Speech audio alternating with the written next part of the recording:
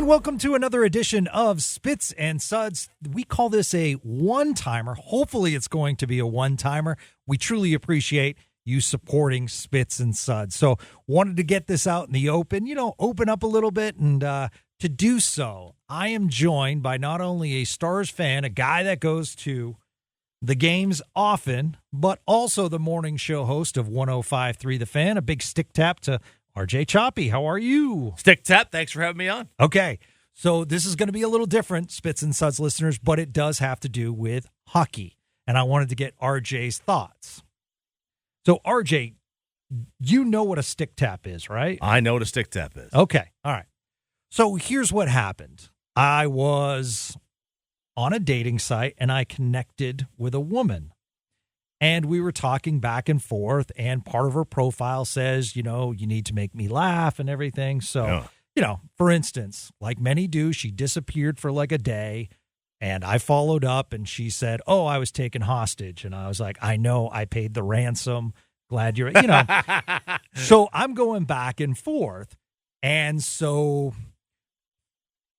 fast forward, she says, hey, Gavin, you're not being aggressive enough. I mean, I'm literally talking to her for 2 days. And I was like, okay, wow, let's meet Thursday night for dinner. And she says, you're missing a step. And I said, what's the step? And she says, you know the step. And I said, oh, do you want to talk first and have a conversation? And she said, I don't give out my phone number to people for safety purposes. Mm-hmm. And I said, okay. How about a video chat? Oh. And so she said, that would be great. And I was like, okay, we can do Facebook Messenger. And I mentioned WhatsApp. And she's like, well, you have to give your number for WhatsApp. And I was like, okay, fair. And I was like, heck, I'll even go old school and go Skype. Hey, look at that. Yeah, so let's do it. All right. Right. She's like, terrific. Now you get it, she said. Okay. So I don't hear from her a while. And this is where it gets interesting from a hockey point of view. Randomly, I get back a message from her that says stick tap. She's a downloader. We had not talked sports once. Oh, man. So she says stick tap, to which I replied, I guess I'm being played. This is a practical joke. Oh, no. To which she replied, I feel as though the Stars do need to bolster their defensive core. Like, okay. Oh, wow. In hockey terms. Yeah. Bolster. Yeah. Good one. Decor. Yeah. You're not saying And so I replied, I'm like, okay, now this is clearly probably not her. Right. Let's just say she was from a foreign land as well. Yeah. So not and it wasn't Ottawa. Not. So it's not Canada. Saskatchewan. No, absolutely. No. Alberta. It was not a good Manitoba girl. Good Western Canada girl. So it was not. So I just replied.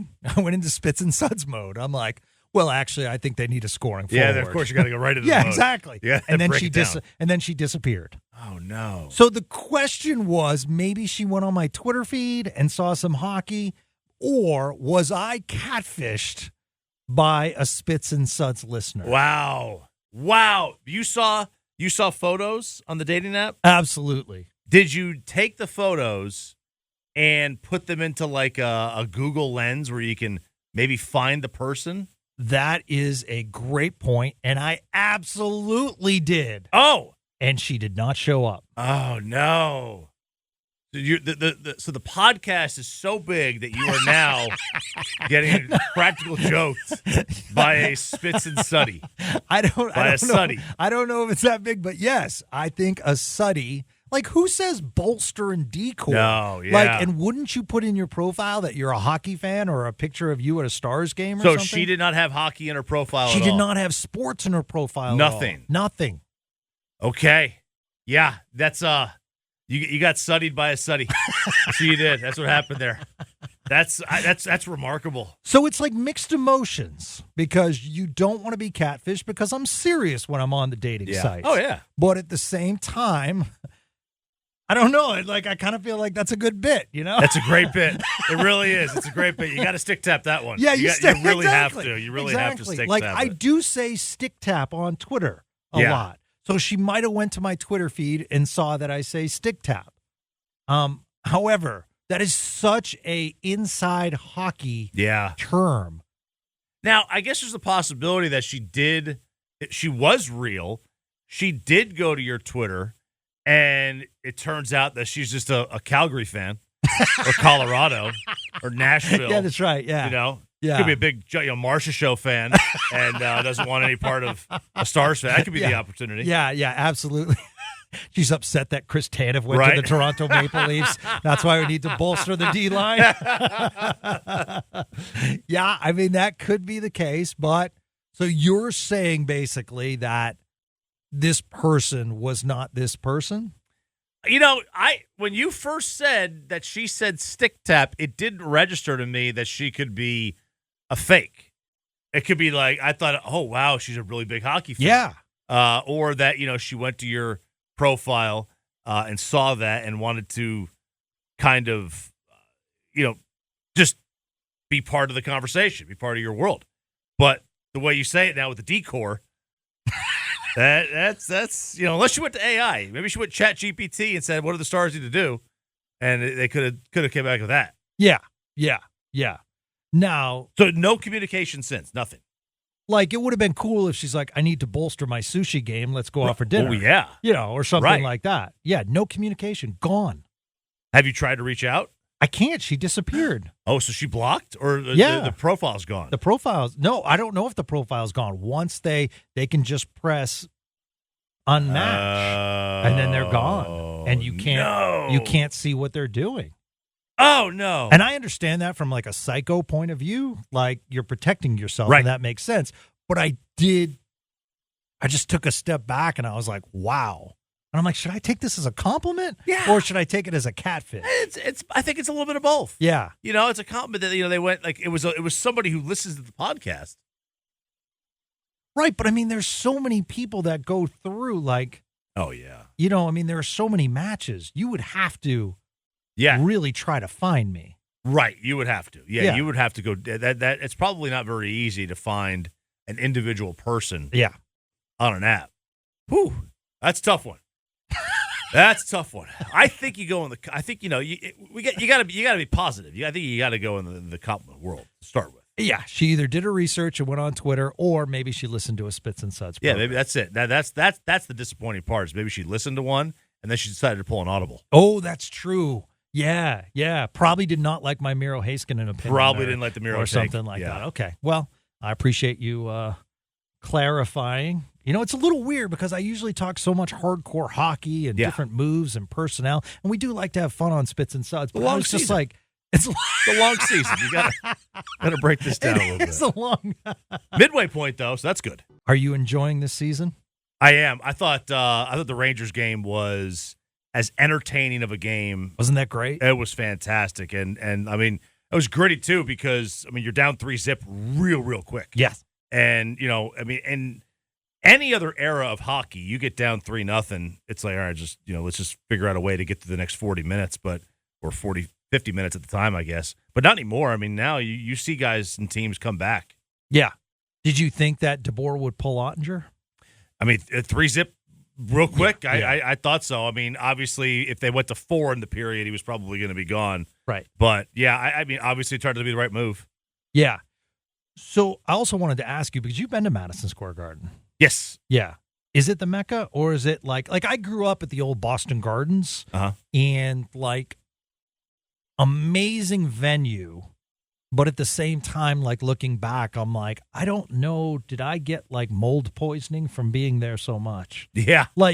It was just, and so how do you feel about Madison Square Garden? Is it like amenity wise after being at the AAC and other venues? Mhm. Like you went out to Vegas to watch the Vegas Golden Knights. I mean, that to me is an amazing facility. So T-Mobile's great. Yeah, T-Mobile's. But from a venue standpoint, like would that be considered the Mecca for watching hockey? No, not hockey. Basketball it is. It's Okay. it's fantastic for basketball. I don't care for it for hockey.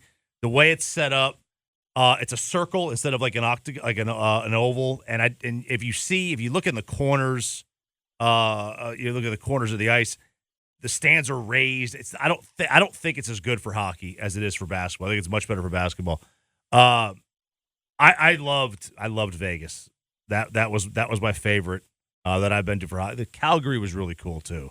Yeah. Calgary was really cool, but yeah, I mean, I like the Garden. The Garden's fun. It's easy to get to because you take the train and the train stops right underneath it. But amenity-wise, it's an old arena. It's kind of lacking amenity-wise. Have you been to Philly, the next stop for the? I have been there for basketball. I've never been there for hockey. Okay. Yet. Yeah.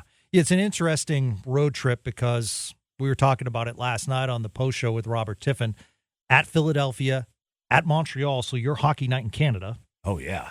So, and for those that don't know, players do get up for hockey night in Canada. That's kind of a big deal. Yes. Especially for the Stars because they might be featured once a year on hockey night in Canada. It's pretty rare. And so the timing worked out. So you're at Montreal, and the Habs have been hot lately. They're making a playoff push right now. And then you have Ottawa with a quick turnaround because you're playing the very next afternoon. So it's a kind of a tough 3-game stretch. That is tough. I mean, I like the way hockey does it, though, where they try to get you on those trips where you stay in the Northeast for for a week, or you stay out in Western Canada for a little while, and it's when you've got to do the Vancouver, Calgary, and then over to Montreal trip that's a pain. Yeah. And the Stars actually have, once again, I believe it toward the end of the year, they have a kind of a double, like they play Seattle twice. It's good. I like that they do that. Yeah, I know. I like that they do that. It's like a baseball homestand. Yeah, exactly. Yeah. I mean, you see the same team twice. It's kind of like the playoffs. It gets a little chippy. Yeah, and you also don't feel like it's an in and out. Like you get to stay there for a couple of nights. You get to just relax and almost. I feel like that second game when you're in that city, it's not a home game, but you're more comfortable because you've had a chance to sleep in and you didn't just get off an airplane that got you in at 4 a.m. So now that you watch this team, final question for you. A lot of young talent. Do you mortgage some of that talent for that win now mentality, which Jeff Merrick, one of the best insiders in hockey, has pointed out that everyone from Tom Ghilardi to Jim Nill knows that and has said this is a win now time for the Stars. But if you want to get, you have to give. So that's a Maverick Bourque, that's a Stankoven, that's a Bischel. Probably not Wyatt Johnston. I would think he's untradeable. I would think he is too. I absolutely would go for that all in piece because look, I mean, what happens in the playoffs? You've got to have veterans. Yeah, and you've got to have a guy like Joe Pavelski was great. Tanev was really good. Those are veteran presence that you had in the postseason. You look at Vegas and what they had. They had vets. You look at Florida. They had vets, right? You've got to have that, especially when it comes to the playoffs. It's a grind. I mean, it is an absolute grind. So, yeah, I would not mortgage Wyatt Johnson. I don't know that I would do Stankoven either, but you're going to have to give somebody up in order to get that guy. Yeah. I mean, it depends. I mean, obviously, teams want assets as far as picks. I mean, in every sport now, so the Stars do have a first-round pick. So that might be of value as well. So, I mean, we'll see. And real quick, I mean, like, if you're the Stars, you've got to look at it and say, look at all the young players we have. We have a track record. We can find and develop talent. The Stars should not be scared about trading away a young piece to get an older piece because they know they can just find one because they're so good. This front office is amazing. Like the Rangers. Making the trade and giving up Cole Reagans, who's to get Chapman, who's thriving right now in Kansas City. But just without Chapman, how far do you get? That's right. A good question. Right. And from a Stars standpoint,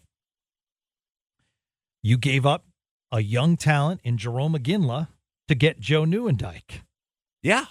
But you won a cup. So yeah, 2 Hall of Famers, obviously. And Iginla, what an amazing career. And I guess the question would be, how many cups would you have won if Iginla was still on the team? But at the same time, I think Nieuwendyk, and Craig Ludwig has said on this program, Nieuwendyk took them over the top. Absolutely.